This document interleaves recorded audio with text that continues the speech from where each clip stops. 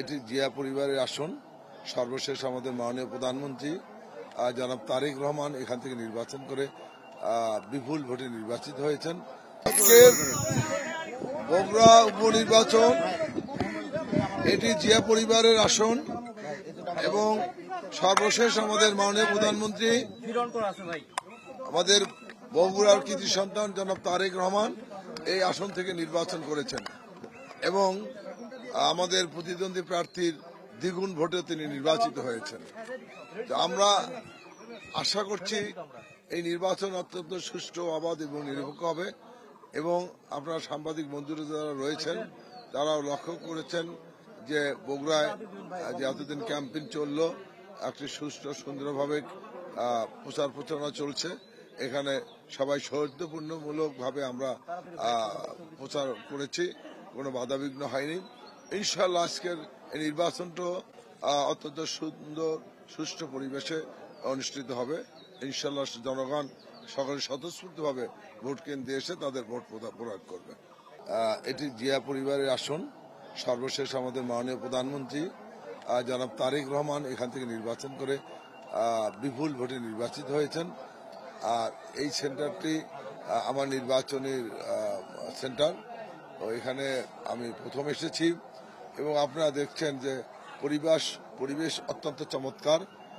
একটা নির্বাচনের একটি সুষ্ঠু পরিবেশের যেটা প্রয়োজন রয়েছে সেটি সম্পূর্ণ রয়েছে।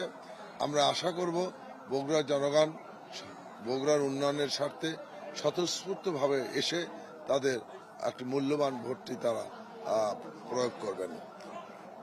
কোনো চ্যালেঞ্জ আজকে সারাদিনে আছে কিনা? ভোটার উপস্থিতি নিশ্চিত করতে কি পদক্ষেপ নেওয়া হয়েছে? না, ভোটারদেরকে আমরা বারবার বলেছি যে আপনারা ভোট কেন্দ্রে আসুন। আমরা দীর্ঘ 20 বছর বগুড়া বঞ্চিত ছিলাম, অবহেলিত ছিলাম। সেই বঞ্চিত অবহেলিত বৈষম্য শিকার যে আমরা হয়েছিলাম সেখান থেকে আমাদের উন্নয়ন করতে হবে।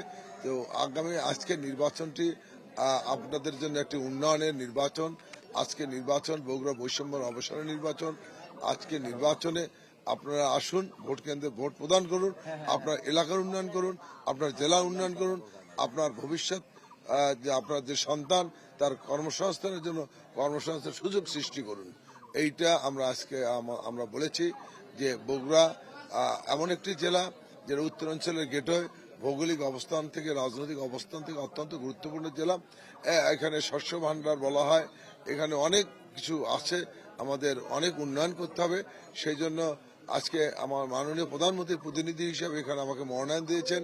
আমি যেন তার প্রতিনিধি হিসাবে বগুড়াবাসীর উন্নয়ন করতে পারি, বগুড়াবাসীর সুখে দুঃখে তাদের পাশে থাকতে পারি, এই জন্যই আমাকে মনোনয়ন দিয়েছে। আমি বগুড়াবাসীর কাছে বারবার আহ্বান জানিয়েছি, আসুন আপনাদের মহামূল্যবান ভোটটি আজকে প্রদান করুন এবং বগুড়ার উন্নয়নে আপনিও অংশগ্রহণ করুন।